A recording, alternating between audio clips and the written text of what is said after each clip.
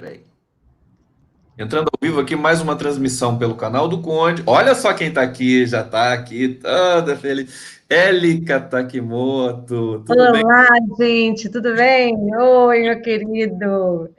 Que bom falar com você, Élica. Como é que você tá? Tô mal, né? Tá mal, né? Como todos nós. Tô Não tá mal, fácil. não tem como ficar bem aqui. Como é que a gente vai ficar bem? Sendo Bolsonaro como presidente, na maior crise sanitária que a gente está vivendo, não tem ministro da Saúde, não tem ministro da Educação, um momento tão importante, né, do país, as escolas paradas, várias crianças, adolescentes, jovens, todo mundo em casa apreensivo, professores e professoras também. E a gente deveria estar pensando, né? Deveria estar como ministro da Educação ajudando a gente a pensar como vai ser esse retorno, né? O que a gente pode fazer, mas cadê? Não tem. Essa é a cara do governo Bolsonaro. Aí não tem como ficar bem, não, como eu Não disse. tem como ficar bem, mas a gente tem de lutar, né? E eu sei que você luta o tempo todo.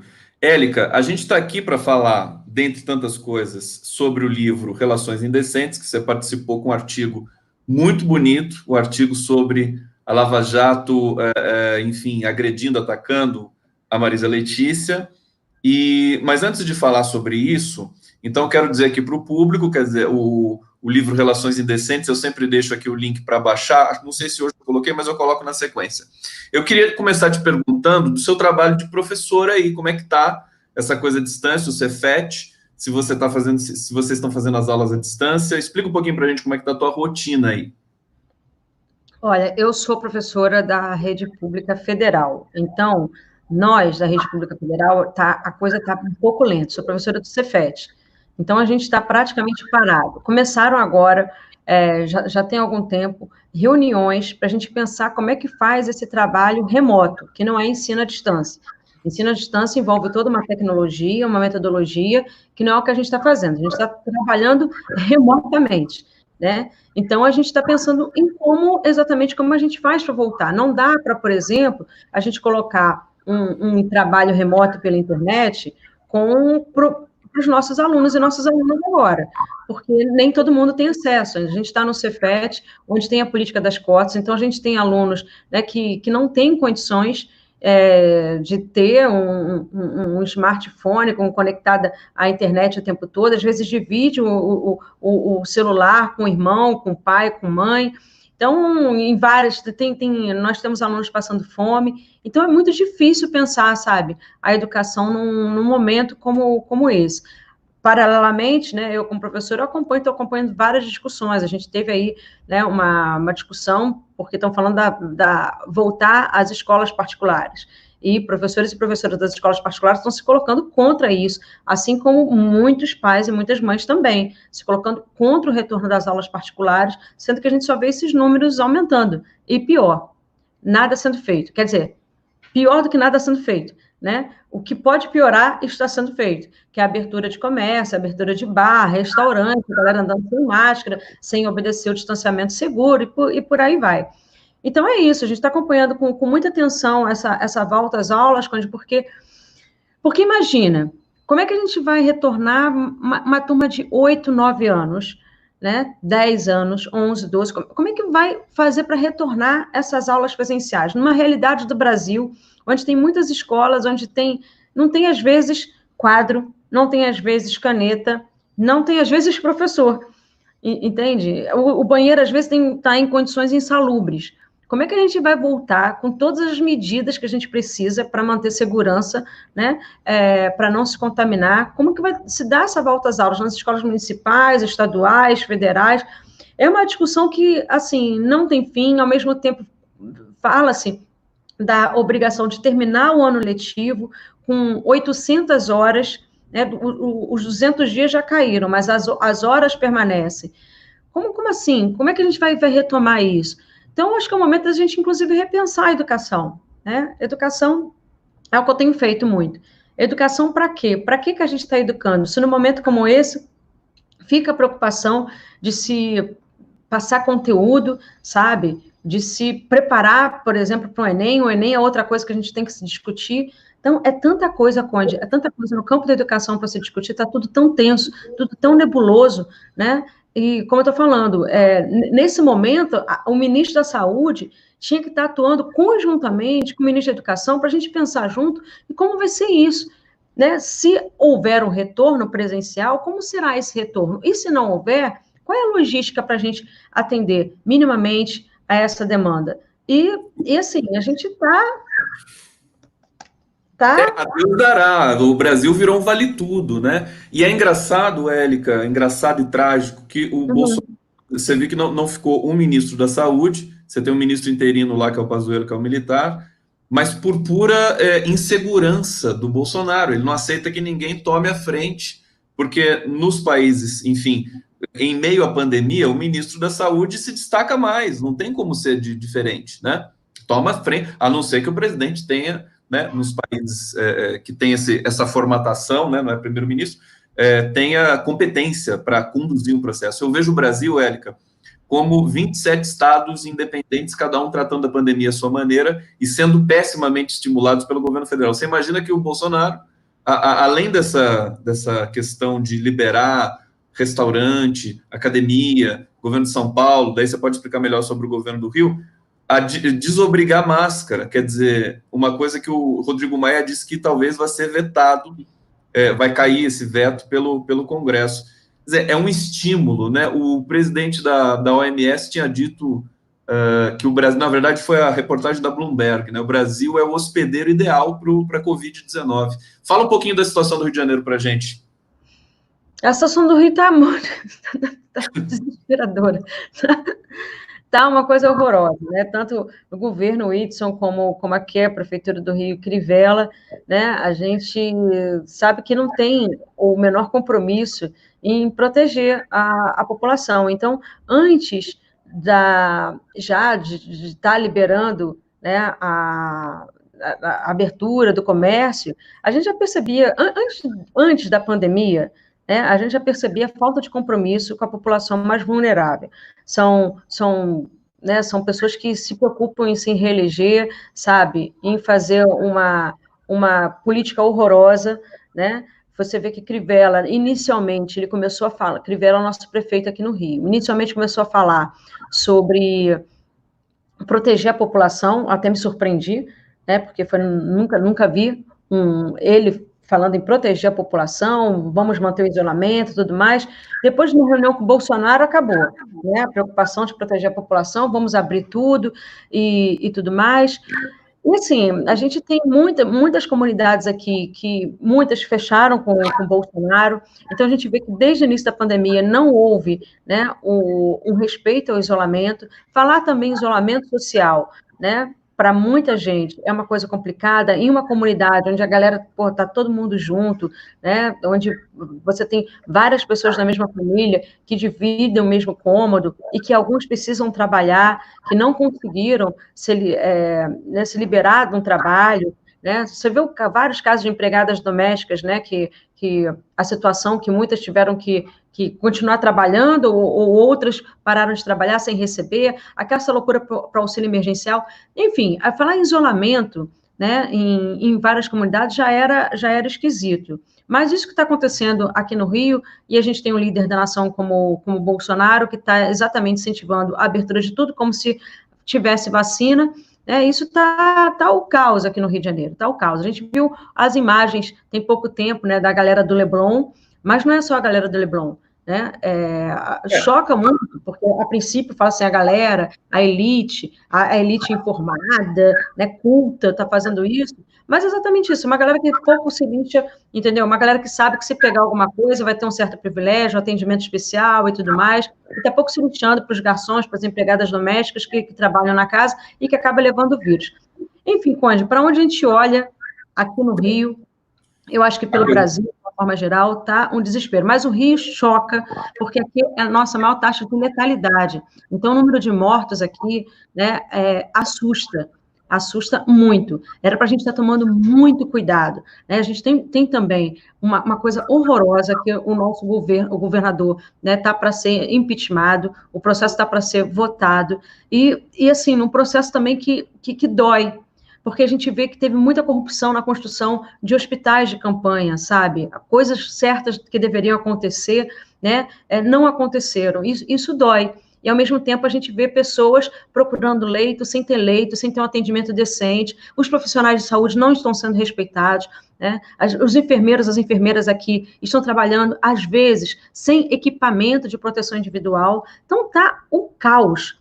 Tá? O caos. Eu nunca pensei que a gente fosse ver um momento tão ruim, tão caótico, tão desesperador, como esse que a gente está vivendo aqui hoje, em 2020.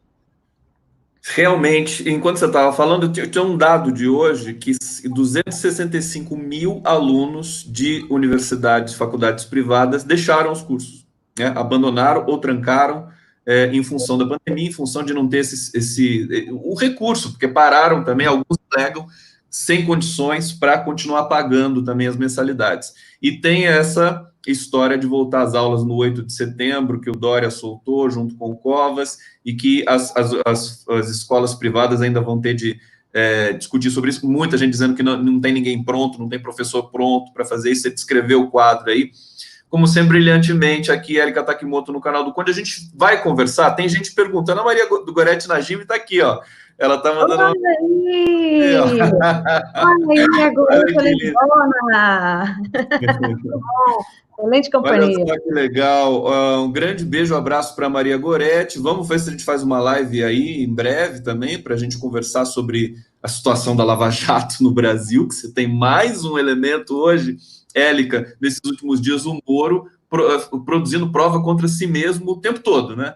Dizendo que foi um ringue contra o Lula, a matéria do The Intercept da agência pública dizendo que o FBI aqui. O que você acha que vai acontecer disso rapidamente para a gente aí? Você está acompanhando esse processo aí da Lava Jato? Tudo desmoronando, mas precisa combinar com o jornalismo brasileiro, eles precisam cobrir essa situação, né?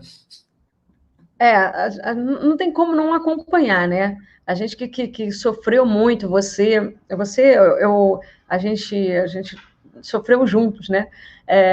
Com a prisão do Lula, aquela injustiça toda, você que, de certa maneira, também conhece o Lula, né? A gente sabe o quanto que aquilo foi, sabe, uma farsa montada, um jogo baixo, sabe? E quando a gente pega, né, como o Lula fala, esse juizeco, sabe? O Moro, que é inacreditável se a gente parar e contar essa história para alguma pessoa que não seja do Brasil, né? Como é que o Moro, que era juiz, né, se tornou ministro da Justiça de Bolsonaro e sai ainda falando o que está falando, do jeito que saiu, enfim, né? Então, eu estou acompanhando. Quando ele fala exatamente em ringue, né, vou para o ringue com Lula, né, ele mostra exatamente que de juiz ali ele não tinha nada.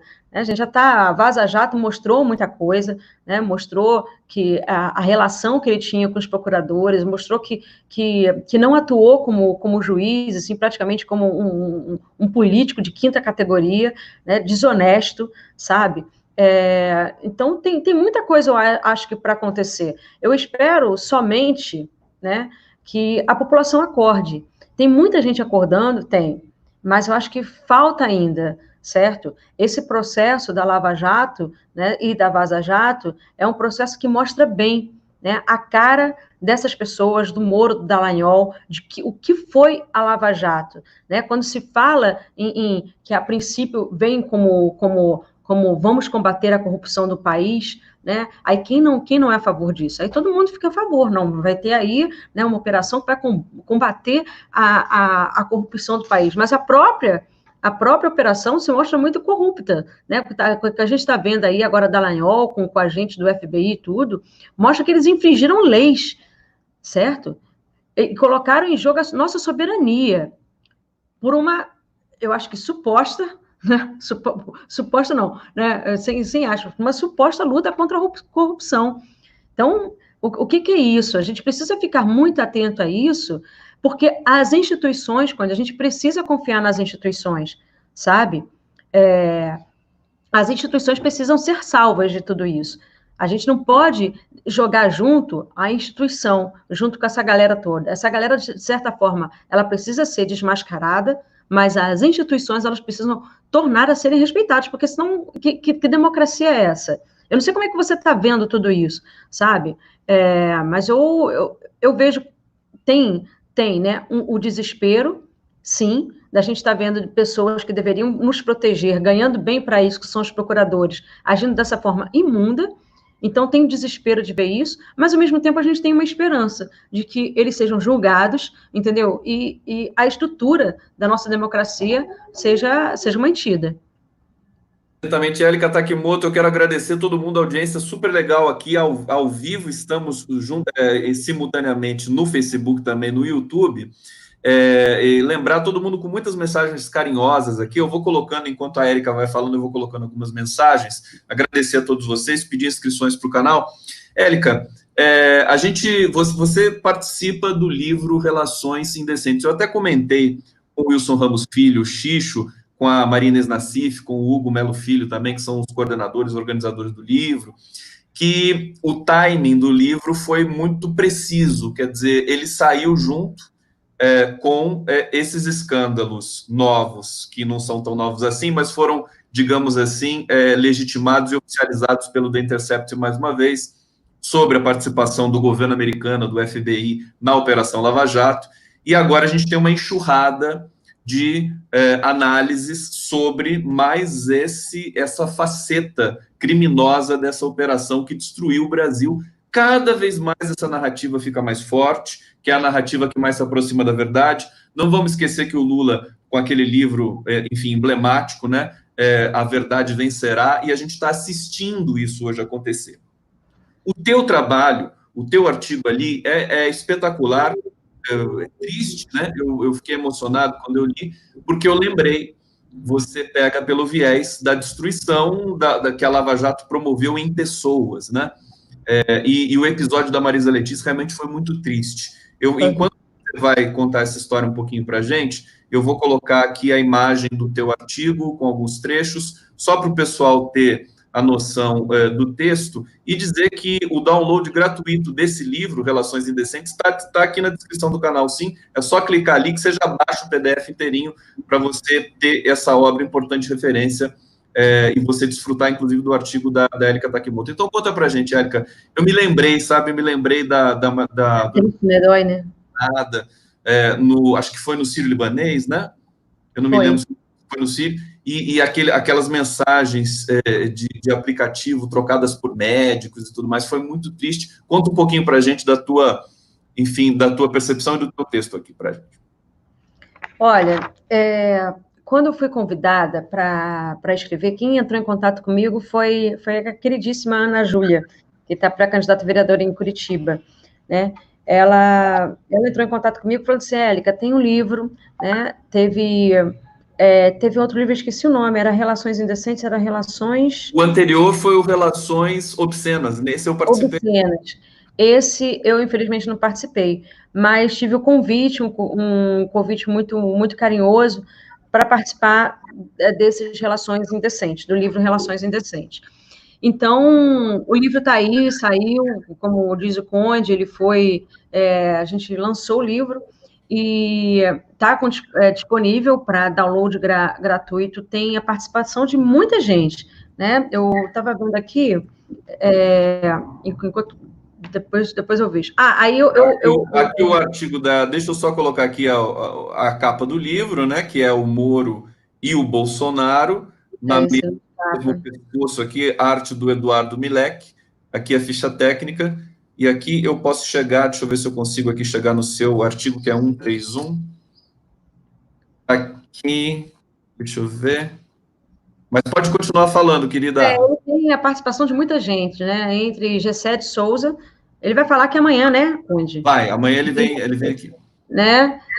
Eugênia Gonzaga, Luiz Nassif, Tânia Oliveira, tem muita gente aqui bacana participando do livro. A gente tem juristas, tem advogados, especialistas, tem ministros, tem de tudo aqui. E tem a professorinha aqui que vos fala. Então, quando eu recebi, né, o convite, me falaram assim, escolhe um ponto, um ponto que você queira escrever sobre, da Vaza Jato. E, na ocasião, eu falei assim, cara, eu vou escrever sobre o que mais me doeu, de tudo isso que eu li, o que mais me doeu. E foi exatamente a troca de mensagens com a morte da Marisa Letícia.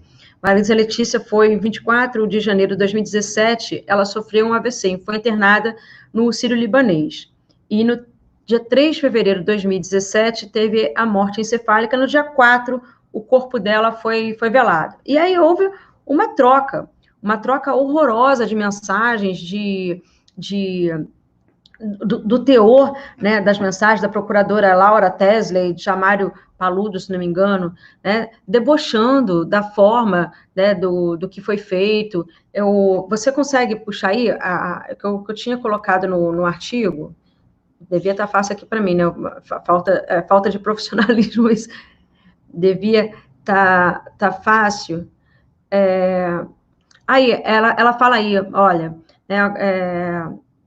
fala, uma carne mais salgada já seria o suficiente para subir a pressão. Do jeito que ela fala, é uma forma assim tão desumana, sabe? Tão horrorosa. E a mesma coisa do procurador do Jamário, as coisas que ele fala são assim, deixa eu ver, coloquei a propósito, né? Sempre tive, olha só, a propósito, sempre tive uma pulga atrás da orelha com esse aneurisma, não me cheirou bem, a segunda morte em sequência, não sei nem qual era a primeira morte, né? Então, o nível, o teor dessa conversa entre esses procuradores, para mim, foi muito ruim. Logo depois também, a gente tem o caso dele falando também sobre Lula, né? O Lula tinha falado, na ocasião do velório da Marisa Letícia, ele falou, né? Eles têm que provar que as mentiras que estão contando são verdade. Né? Então, Marisa, descanse em paz, porque esse Lulinha Paz e Amor vai continuar brigando muito. Muito linda essa mensagem dele, né? E aí entra, né, esses comentários, né, ninguém mais dá ouvidos a esse cara, o procurador aí, Carlos Welter, né, a morte de Marisa fez um Marte, petista, ainda liberou ele da gandaia sem culpa ou consequência política. Então, falando também de outras mortes, da morte do irmão do Lula, depois do neto do Lula. Então, tudo isso, para mim, foi muito, muito dolorido, sabe, Conde? Porque esse vazamento foi o que mais me doeu, porque a gente pega funcionário público ganhando muito bem, exatamente para proteger a nossa sociedade, né? E a gente pega essas pessoas exatamente tratando com deboche a dor de um luto, não importa de quem seja, faltou o respeito com o cidadão, sabe? Não respeitou o luto de um cidadão. Então, o que você espera, né, de pessoas como essa, de um país como esse? Então, esse vazamento, para mim, me faltou muito, porque não faltou somente ética para essas pessoas. Falta exatamente caráter. E quando você tem procuradores que falham em conciliar a justiça com respeito, você tem procuradores que falham com tudo. Então, com esse nível de pessoas, quando eu comecei a ver o nível dessas pessoas fazendo esse comentário, né, com o AVC da Marisa Letícia, com o velório da Marisa Letícia, com a dor do Lula, né, com a ida do Lula até o velório do neto dele, o nível, né, de perversidade, de crueldade, de frieza, com que eles falam da dor do Lula, falando que Lula usa tudo como para subir no palanque e tudo mais. Também é uma coisa, né? Como é que tirar a política de Lula? O Lula, ele respirando, ele é político. Se ele deixar de falar, ele está fazendo política, assim como nós também, né? Então, como assim? Vai ele ir ao velório do neto dele, ele está fazendo política. Ele não ir também está fazendo. Ele se despedir da Marisa Letícia, ele está fazendo. Da forma como ele se despede, ele está fazendo política. Não tem como não estar fazendo política. Acusar o Lula de estar fazendo política num momento como esse é incompreender a grandeza, exatamente, do Lula, ou compreender e se sentir ameaçado, né? Por esse gigante que vem a ser o nosso querido Luiz Inácio Lula da Silva. Então, isso, para mim, me doeu muito, ver essa escassez de integridade, sabe, de probidade, de honra, de seriedade, sabe, de humanidade nessas pessoas que são bem pagas, como eu estou falando, são pessoas públicas bem pagas para proteger uma instituição, para nos proteger, falando assim da Marisa Letícia. Eu aproveito aqui, Conde, vou fazer um off-topic aqui, tá? Também me doeu muito que quando eu estava vendo a data da morte da Marisa Letícia, que foi no dia 3 de fevereiro, né, de 2017, ela foi velada no dia 4 de fevereiro de 2017, foi em março de 2017 que o Lula ligou para mim. Foi no carnaval de 2017, logo após, na quarta-feira de cinzas, que o Lula ligou para mim.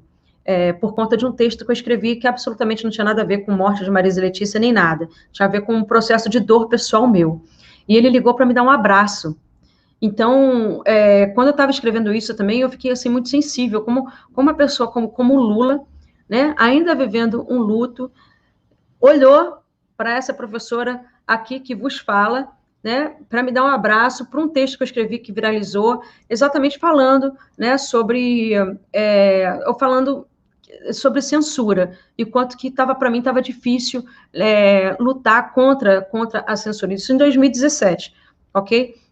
Então ele me ligou, isso para mim assim me deixou mais emocionada ainda. Eu lembrar dessa data, sabe, do quão humano, né, o Lula é, porque foi uma pessoa que estendeu o braço para mim no momento que eu estava precisando, né, que me deu um abraço. E eu não conhecia, né, quer dizer, eu não conhecia pessoalmente Lula, não tinha nenhum vínculo a princípio com ele. E o texto caiu na mão dele e ele, né, entendeu que eu estava precisando de um apoio. E nesse momento, ele me ligou, no momento de luto. Eu lembro que quando eu falei com ele nesse dia, eu já estava horrorizada com tudo, como a mídia estava tratando. Eu não sabia ainda desses vazamentos da Vaza Jato, eu não sabia disso, mas eu já estava horrorizada de como a grande mídia, muitas pessoas estavam tratando a morte da Marisa Letícia com muito deboche. Então, quando o Lula me ligou, eu pude falar com ele sobre isso, né? Lamentar, né? Eu falei assim, olha, você não sabe o quanto que eu lamento a morte da dona Marisa, o quanto que eu sinto, né? Tudo isso que está sendo passado, né? Que você está passando, ainda tendo que viver o luto, né? Não pode nem viver o luto em paz. E a conversa acabou descambando um pouco por aí, a primeira vez que eu conversei com Lula, né? E quando eu fui me filiar ao PT, quando eu tive com ele, que aí já foi em agosto de 2017, né, na intenção de me filiar ao PT, aí eu fui lá, no Instituto Lula, de São Paulo. Qual foi a minha surpresa? Que eu tô crente que ele vai falar assim, que bom, Élica, que você veio, o PT está precisando de você, né? Eu crente que estava abafando, e o Lula vai e fala para mim, assim, você é louca de vir para cá, né? Você não está bem da cabeça, né? Você trabalha como professora, tem seus filhos, eu fui lá com todos os meus filhos, que são filhos a Bessa, mais a Lucimar, né? A pessoa que trabalha comigo há mais de 20 anos, então fiz questão de levar a Lucimar para conhecer Lula, que foi uma grande emoção também para ela. Aí, quando a gente viu, ela falou assim, olha só a tua família, né? Essa estrutura que você tem, você vai deixar essa paz para entrar para o PT? Aí foi onde ele de novo falou. Ele falou assim, olha o que aconteceu com a Marisa. Olha o que aconteceu. Esse AVC dela não foi um AVC natural, né? Ele foi um AVC provocado por tanta violência. Porque a gente sabe, quando você também tá aí, o quanto que é violento mesmo, né? Esse ataque que fazem esse ataque que faz com a gente, né? Porque essa galera aí não brinca em serviço, não. Essa galera, quando ela quer acabar com você, eles vêm com tudo. Ainda que seja um ataque virtual, é um ataque que mexe com você emocionalmente. Né? No caso, não era nem virtual, eles tinham tacado uma bomba lá no Instituto Lula, né? E tentar de todas as formas acabar com a nossa moral, acabar com a nossa energia. Isso, de fato, não é fácil, ser petista nesse país. E aí a gente percebe, desculpa, Élica, tá? Eu estou ficando emocionado aqui com a sua fala, porque eu também passei por tudo, a gente passou junto. O Lula também está em contato com a nossa produção, e eu recebi uma carta também, eu estava lembrando agora, vou até colocar aqui depois para a gente, porque no dia que a Marisa, que se completou 1 ano da morte da dona Marisa, eu fiz uma live, enfim, também de catártica, no sentido de criticar e de abominar como tudo isso foi provocado pela Lava Jato. Ele também escreveu uma carta na sequência sobre isso. Eu quero mostrar as imagens carinhosas, que você tem uma relação de muito carinho, de muito afeto com o Lula, e é tão bonito, quer dizer, ver o desprendimento, o desapego do Lula, falando assim, não entra no PT, a gente é muito atacado, falando para você, mas você foi lá e entrou, né? Nossa, que nem o Lula, né? Teimando também. E tem gente aqui, viu, perguntando, Érica, se você está no horizonte aí, ser candidato e tudo mais, daqui a pouco você explica isso para a gente. Deixa eu colocar primeiro aqui algumas imagens de você com o Lula, porque hoje, inclusive, quando eu estava procurando imagens tuas para fazer a capa aqui do nosso card e tal, eu mergulhei um pouco na tua iconografia aqui. Eu gosto muito dessa foto tua, Eu estou muito clássica, né? grave. Tão legal isso aqui, essa foto. Aí tem essa aqui, carinhosa com o Lula, ficou Ah, pequenininha, foi no dia que eu fui lá. para vocês terem uma. Essa aqui também me levou para uma matéria, e eu nem lembrava disso. Você sofreu um ataque violento, né, em 2017 nas redes sociais, né? Daqui a pouco você fala sobre isso também. Peraí, deixa eu só pegar uma que eu acho A gente linda. sofre, como eu estou falando, quando a gente fica, a gente está nas redes. Aí, outra, no dia da minha filiação, olha que legal. Essa aqui eu acho tão linda, o Élica, ele arrumando seu boné. Essa aqui é demais. Isso aí eu vou te falar, eu vou falar, Conde. Essa foto aí, eu tinha falado com ele assim, né? Eu tive lá no Instituto Lula, né, para falar que eu ia me filiar, ele falou que não, falou assim, eu vou sim, né? Com a sua bênção, sem a sua bênção, eu vou me filiar, sim, senhor. E aí eu falei para ele, assim, olha só, ele, poxa, mas como você é teimosa, que não sei o quê, ele, o que eu posso fazer por você? Eu falei assim, aí eu falei para ele, olha só, eu vi uma foto de você colocando o boné na Dilma, tem uma foto muito engraçada, ele enfiando o boné na cabeça da Dilma. Eu falei assim, eu quero, eu quero uma igual, eu quero que você enfie o boné do PT, entendeu, na minha cabeça. Ele fez a Para foto, não mas ter dúvida, né, Élica?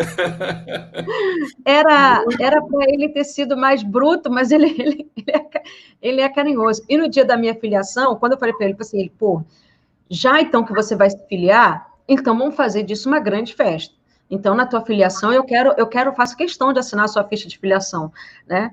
E foi, de fato, foi no Império Serrano, em Madureira, né? Tava grandes nomes do PT estavam comigo, Lindbergh, Benedita, Gleice, o Adidamuso, o Quaquá, aqui do Rio. Então, tinha muitos nomes, muitos queridos e queridas aqui do PT comigo. Foi um congresso da CUT, foi assim, quadro do Império Serrano lotado, foi um dia inesquecível na minha vida. E ele fez um discurso, né? Eu não sabia que ia ser assim, né? Ele fez um discurso lá no Império Serrano falando sobre a minha chegada para o PT. Aí a gente fica assim, né, olhando assim, pensando na vida, né? Eu falei assim, cara, se 10 anos atrás me falasse que eu estaria aqui no Império Serrano, ao lado do Lula assinando minha ficha de filiação aqui, eu jamais... Como é que eu cheguei até aqui? Né? Como é que a vida surpreende? Deixa eu colocar aqui a imagem da carta que eu recebi do Lula. E eu costumo dizer o seguinte: as cartas que o Lula me mandou, olha que coisa linda. Eu lembro, você postou essa carta. Olha só, querido Gustavo, assisti ao programa que você falou da Marisa e dos familiares, fiquei emocionado e feliz, com tanto carinho. Obrigado, querido Gustavo Conde. Quando provar que Moro e Dallagnol mentiram na acusação e na sentença, tendo sustentação da Globo para consolidar as mentiras deles, eu quero dar uma entrevista para o canal do Conde. Olha que bonitinho. Tá chegando! É tão legal, né? Ele é muito boa. As pessoas não entendem isso às vezes, né? Esse pessoal invejoso, né, da Lava Jato, nesses comentários com tanta maldade. Eu não entendo mais como é que o Brasil ainda não pediu desculpa para o Lula, assim, de maneira. A sociedade inteira, quer dizer, a imprensa. Esse pedido de desculpa precisa aparecer, não é possível. Eu fico indignado. A gente fica Pois é. doce, que só produziu amor, que nos governos ouviu toda a sociedade brasileira, Partido Democrático. Eu nem sei mais o que dizer. Passo para você, Érica. Não, eu também. Se falando de Lula, Conde, eu fico assim muito emocionada, porque você se encontrou pessoalmente com ele já? Sim, várias vezes. Várias vezes, né? Quando a Ele é gente muito carinhoso. Enfim, a gente tem você, assim, todo mundo, inclusive nesse momento em que o Brasil foi atacado, né, desde o golpe contra Dilma, nasceu uma nova relação de amor, de afeto e de relação política com uma geração, com toda uma geração da qual acho que nós dois fazemos parte. Do Lula com essa geração. Então, ele tem uma inteligência mesmo, tem vários tipos de inteligência, né? Que existem vários tipos. cara, essa inteligência emocional dele, essa inteligência intuitiva, né? Isso me impressiona muito. Então, qualquer pessoa que fale mal de Lula, que tem várias pessoas que falam mal de Lula, eu gostaria que tivesse 1 minuto de conversa com ele, sabe? 1 minuto. Esse ódio não iria se sustentar, porque tem o olho dele, tem o gesto dele, tem tudo dele, sabe? E ainda que o ódio se sustentasse, os argumentos usados para falar mal dele não se sustentariam. Aí seria um ódio cego, um ódio de graça mesmo, entendeu? Mas qualquer argumento para você falar assim, eu odeio Lula, ele não se sustenta. Odeia exatamente pelo quê? Pelo que a mídia fala? Então a gente não pode confiar nisso, né? Como a gente está vendo aí, né? Porque ele foi preso, então não presta, a gente também não sabe, pode ir por aí, porque isso não é lógica para nada, né, nesse país. Então, por que exatamente odeia Lula? Aí é o que ele sempre fala com ele. Né? As pessoas odeiam Lula e odeiam o PT, não é pelo que ele fez de ruim, é pelo que ele fez de bom. Né? E a gente vê quais são as pessoas que odeiam Lula. Esse ódio vem de que pessoas? E aí a gente vê, olha só, a gente está vendo, você também está acompanhando, que eu sei que você está, que você é uma pessoa informada, a gente está vendo aqui umas pessoas esquisitas, né? Aparecer vira e mexe na mídia. Teve um caso de um cara, de um senhor, que fez uma intervenção, né? Tinha um pai que perdeu um filho por conta do Covid ou por conta de violência, estava numa praia com várias cruzes, né, fincadas na areia, fazendo, né, uma homenagem, né, para os mortos. Aí está passando um senhor, talvez vestido de camisa amarela, não lembro, mas estava com a bandeira do Brasil, e começa a derrubar todas aquelas cruzes, né, que estavam ali fincadas na areia. Uma falta de respeito. Aí a gente viu, né, há pouco tempo atrás, né, a Bia Dória, com aquele discurso, né, falando que a população de rua gosta de ficar ali, então a gente não precisa alimentar essas pessoas, não precisa cuidar dessas pessoas, porque a gente acaba estimulando que mais pessoas fiquem ali, porque ficar na rua é muito bom. Né? A gente viu, tem pouco tempo, a gente viu ontem uma pessoa que foi esse caso aí, um caso horroroso, que foi interceptada por um agente público da prefeitura, se não me engano foi aqui no Rio mesmo, e essa pessoa, quando foi interceptada, o cara foi falar com o marido dela, com o namorado, o cidadão, foi explicar, e ela falou assim, cidadão não, engenheiro, civil, formado, muito melhor do que você. Essas pessoas, junto com esse senhor que está aí, são todas as mesmas pessoas. São essas pessoas, é esse grupo que odeia o Lula. Entendeu? Se trata de uma mesma pessoa, é uma mesma essência. E odeiam Lula exatamente por quê? Né? Porque Lula cuida das pessoas mais vulneráveis, que Lula diminuiu a desigualdade social, Lula colocou os pobres nas universidades, Lula teve a política, a medida do Bolsa Família, que atendeu várias mulheres, a população mais pobre dos rincões desse país. Foi no governo do PT que a gente teve a chegada dos médicos cubanos, que atendesse uma população mais vulnerável, em lugar onde ninguém ia. Então, isso tudo, esse cuidado com as pessoas mais pobres e a diminuição da desigualdade, e quando você tem, como Lula sempre fala, o filho da empregada doméstica dividindo, né, uma mesma sala numa universidade que o filho da patroa, cara, aí o PT mexeu no coração, né? Aquela coisa da elite brasileira. Isso doeu muito. Aí são essas pessoas, a reação é essa aí. Qualquer coisa que venha a ser um movimento para você proteger a população, essas pessoas têm ódio, são os bolsonaros, os bolsomínios, né? Que são anti-PT, que acham que isso é um vírus comunista, vivem nessa alucinação coletiva, né? Com esse ódio cego ao PT. E se você for conversar com essas pessoas, a gente sabe que ódio é esse. Ódio ao Lula não tem por que ter.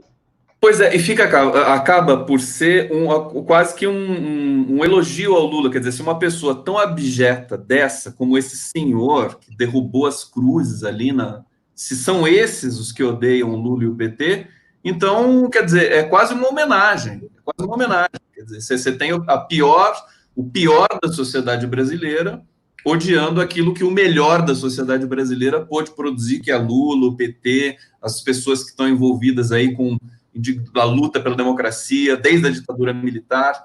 Então, a cena, eu não tinha nem visto esse começo da cena, agora eu vi, coloquei aqui para a gente compartilhar, realmente é muito degradante, né, Érica? Érica, a gente está aqui no bloco final, passa rapidinho, conversar com você é uma delícia, Nossa, né? Sempre passa, Conde. é sempre bom. Agora, deixa eu fazer uma rodada aqui só dos nossos internautas, ó, Lúcia Surita, gente pequena, eleitores do Bozo, obrigado pela presença. Rosilene Esteves, odeio o Lula pelo que ele representa, e aqui para nós, a elite é muito burra.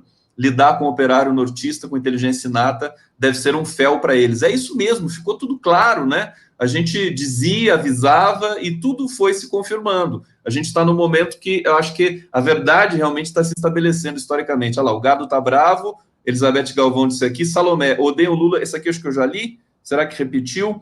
Olha só, Nizomar Carneiro, show de live, Conde, show de convidada. Obrigada, Nizomar. Lúcia Surito, fiscal da Vigilância Sanitária, tem doutorado. Caraca, jura? Que maneiro. Eu não sabia disso, está avisando uma informação aqui diferente. Ricardo Braga, essa engenharia já foi mandada embora, hoje da firma onde trabalhava. Foi. A Taesa, que é a firma onde ela trabalhava, mandou ela embora. Verdade. Gente, deixa eu só ocultar aqui para a gente fazer a rodada final. Élica, você vai ser candidato? Como é que está a tua vida, em meia pandemia? Tudo fica um pandemônio, né? Mas queria saber, assim, as pessoas querem saber sobre a sua presença aí nas eleições. Quero saber da Meredita, que agora é a candidata aí do Rio, como é que você está, como é que está esse envolvimento? Eu fiquei super feliz com a candidatura dela, fiquei triste pelo Freixo ter desistido, mas, enfim, são essas vicissitudes da política também. Como é que você está vendo a política do Rio e até que ponto você está envolvida aí nos próximos passos no Rio de Janeiro? Eu acho que eu estou envolvida até aqui, até hoje eu vi aqui de cabelo branco, né? Estou cheio de cabelo branco. Olha, eu estou pré-candidata a vereadora do Rio. Eu fui candidata a deputada estadual no Rio e estou como primeira suplente na LERJ. E continuo, né, lendo, falando, que eu não consigo calar minha boca, exatamente por conta. Eu sou professora e escritora, né? Escrevo crônicas, exatamente por eu não conseguir ficar calada, que eu acabei crescendo em rede social, muita gente, assim como segue o nosso querido Conde, né, as lives maravilhosas que ele faz, né, a galera começou a ter alguma identidade com os meus textos, começou a me seguir. Então, a coisa cresceu, foi por aí. E acabei, como estou falando, o Lula acabou me ligando, e o meu envolvimento com o PT, eu não era petista até o Lula me ligar, né? Não era filiada ao PT, mas o meu ato de filiação, a minha filiação, minha vontade de filiar foi um movimento político da minha parte por não concordar com o que a grande mídia estava fazendo com o PT. Eu, como uma professora da Rede Federal de Ensino, não tive como negar os avanços, né, no governo PT na educação pública, o que o PT fez pela educação pública, a quantidade de universidades, institutos federais, a valorização do professor e das professoras desse país, né, o olhar do Lula e do Haddad, né, para a educação pública, eu não pude negar isso, muito pelo contrário, né, eu ficava vibrando com o governo PT, eu sendo professora e estando ali, na linha, tá? Não era professora que estava longe, não, eu estava ali trabalhando, eu vi o quanto que o Cefet, que é onde eu trabalho, o Cefet Rio de Janeiro, e outros institutos federais, cresceram, e visitei vários institutos federais pelo Brasil, dando palestra, cresceram com o governo Lula. E quando a gente fala em Instituto Federal, Conde, tem Instituto Federal que muita gente eu acho que não se dá conta, tem vários institutos que estão em lugares assim bem afastados do centro, de centros urbanos, sabe? Que conseguiu modificar a vida de uma população ali. A gente sabe o quanto que é difícil você fazer esse deslocamento, né, de casa até uma universidade, até uma escola pública. Então, a gente tem Instituto Federal, escolas públicas de excelente qualidade, em lugares de difícil acesso, que muda a vida da população. Então, eu, como professora, eu não consegui ficar calada. E aí, nisso, a vida foi me levando, como eu falei aqui, acabei me filiando ao PT, me candidatando a deputada estadual, foi uma experiência e tanto. Ser candidata aqui no Rio de Janeiro, no momento em que o PT está lá no olho do furacão sendo atacado de tudo quanto é lado. Então, foi uma experiência muito enriquecedora. desde 2018, eu como primeira suplente, não tem como a gente não atuar politicamente, como eu falei aqui, se você que está me ouvindo, se você não fala nada, você já está atuando politicamente também. Então, não tem como, a gente fica assim, como o Conde também é inquieto, a gente fica falando, fala o que pensa, né, fala o que sente, e parte sempre, obviamente, para a defesa do Lula, que é uma pessoa que a gente confia, que a gente gosta, que a gente reconhece a genialidade de um líder como ele. Aí, enfim, me coloco hoje, né, pelo envolvimento que eu tive como pré-candidata a vereadora no Rio, tentando exatamente pensar hoje nessa cidade. É uma cidade que já foi conhecida como uma cidade maravilhosa, agora a gente está sendo conhecido como uma cidade contagiosa, uma cidade horrorosa, que a gente está com né, o caso Covid aqui, o número de mortes aqui, nossos hospitais estão pedindo socorro, exatamente de novo, nesse olho do furacão, que eu entro como candidata a vereadora, caminhando ao lado, né, da pré-candidata também, Benedita da Silva, que é outro nome que eu tenho muito orgulho, né? Benedita é uma pessoa, assim, que a história dela se confunde com a história do Brasil, né? Porque foi uma mulher preta que entrou ali representando a população mais pobre, e o que ela fez na luta contra o racismo e pela população mais vulnerável, isso tá assim, tá no corpo dela, tá na fala dela, tá no olhar dela e tá nas coisas que ela fez que estão aí, né? Então, eu tive caminhando ao lado de Benedita, caminhando mesmo ao lado, ela pegando a minha mão e falou assim, vamos comigo, Élica. Me ensinando, inclusive, Conde, que foi muito bacana, né? Como eu estou falando, eu sou uma professora, eu não tenho essa militância orgânica, né? Igual vários militantes do PT, né? Eu sou professora, calhou do Lula me ligar e a vida me caminhou para me candidatar e me anima muito eu saber que uma professora pode e deve lutar para ocupar esse espaço de poder. É que a gente precisa mesmo representantes da educação ali nesses espaços. E mulheres, né? Mulheres, pessoas sensíveis a várias causas, a causa das minorias.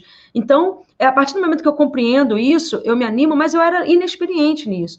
E pegar uma pessoa como a Benedita, com a experiência que ela tem, olhar para mim, que eu estou começando, né? E olhar no meu olho e me ensinar a caminhar na rua, né? A como se portar, como falar, como tudo, isso para mim foi muito emocionante. Por quê?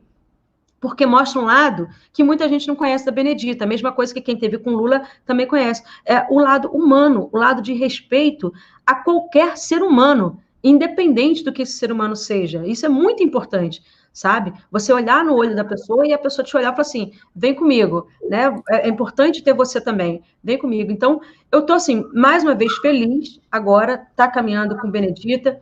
Eu acho que o Rio de Janeiro merece, sabe? Merece, assim como o Brasil merece, depois de tanto sofrimento, né, Conde? Como a gente está sofrendo, pelo amor de Deus. Não, é Nossa muita Senhora. coisa. Não dá nem tempo de sofrer por uma coisa, daí já vem outra coisa para você sofrer. Nossa Senhora, é muito sofrimento. Haja Como, cabeça para lidar com haja tanto cabeça. sofrimento. Como você fala bem, Érica Taquimoto. Imagina o Rio de Janeiro com uma vereadora dessa, né? Acho que assim seria muita felicidade.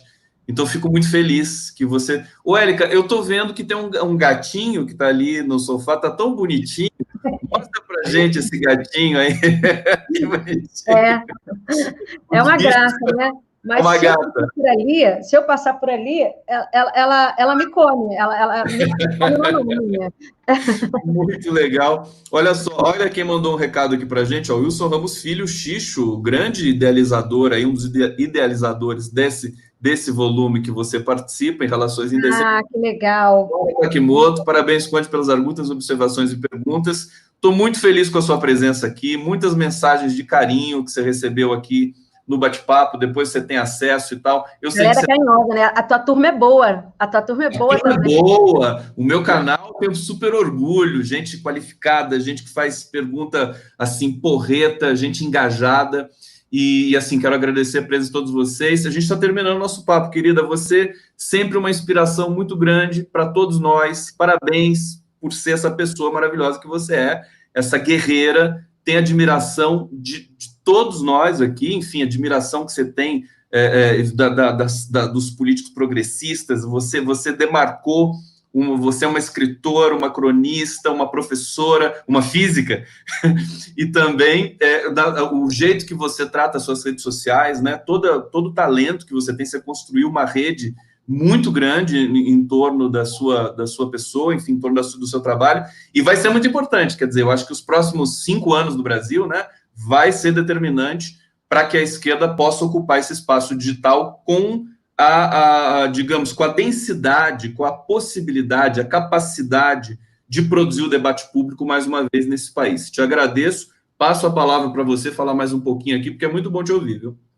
Olha, Conde, eu queria agradecer demais, né, esse espaço, agradecer a galera que organizou o livro, né, Relações Indecentes, é um livro aí que está disponível, o download dele tá gratuito, fala sobre os horrores da Vaza Jato, né, são várias pessoas que fazem análise, agradecer vários comentários aqui super, super carinhosos das pessoas, da mulherada também, que a mulherada tá junta, me dá uma força danada, sabe, para a gente seguir. E falar o seguinte, você fica falando, aí eu fico pensando, é difícil, né? Você está fazendo live também direto, né? Falando direto. Você já fazia muita live antes disso virar modinha, Eu tô né? na maratona. Depois, você sabe, depois desse papo maravilhoso com você, o Fernando Horta vai chegar aqui, grande historiador. Vamos falar também enfim, do fascismo. Ele está fazendo curso sobre Ele fascismo. vem logo depois de mim, Fernando Horta é companheiro, estive com ele em Brasília, mas e fala para ele que ele tem que me pagar o risoto que ele está me devendo, entendeu? Pode deixar. Com ele, já fiz live também na casa dele, é uma figura fantástica, professor lá da UNB. Ele vem que horas aqui? 5 horas. Daqui a pouquinho ele entra. Está chegando, meu amigo também, Fernando Horta, gente boníssima. Vamos fazer uma live juntos, os três um dia. Ele é especialista em fascismo, então a tese de doutorado dele foi por aí. Mas eu ia falar o seguinte, que você já fazia live antes disso de virar modinha, que agora está na moda, né? Todo mundo fazendo live. E, cara, não é fácil, não, ficar fazendo live, a gente se preparar, é uma demanda de energia muito grande. Então, Conde, obrigada pelo espaço, parabéns pelo seu trabalho, sabe? Receber um elogio seu, sabe? É tudo de bom. Queria poder te abraçar, como eu te abracei aqui pertinho de casa, né? Quando a gente tomou um sorvete aqui embaixo, né? Junto com o Fernando Brito, né? Que encontro. Zé Luiz Maia. Zé Luiz Maia, meu grande amigo, né? Com Zé Luiz, que encontro foi bacana naquele, né? Que saudade para né? Bater um papo. Então, parabéns, meu querido, obrigada. E a gente está aí, lutando por um país melhor, animados. Não posso falar em um momento como esse, em alegria e felicidade, mas a gente está animado, movido aqui por uma força boa para a gente fazer um mundo maravilhoso, que é o que a gente merece depois desse mundo horroroso que a gente está vivendo. Obrigada, gente. Obrigada. Beijo, querida. Beijo público. Daqui a pouco estamos de volta aqui. Élica, mais uma vez. A gente combina a próxima, hein? Combina outras aí. Por favor, adoro estar aqui. Valeu. Encerrando, gente. Valeu.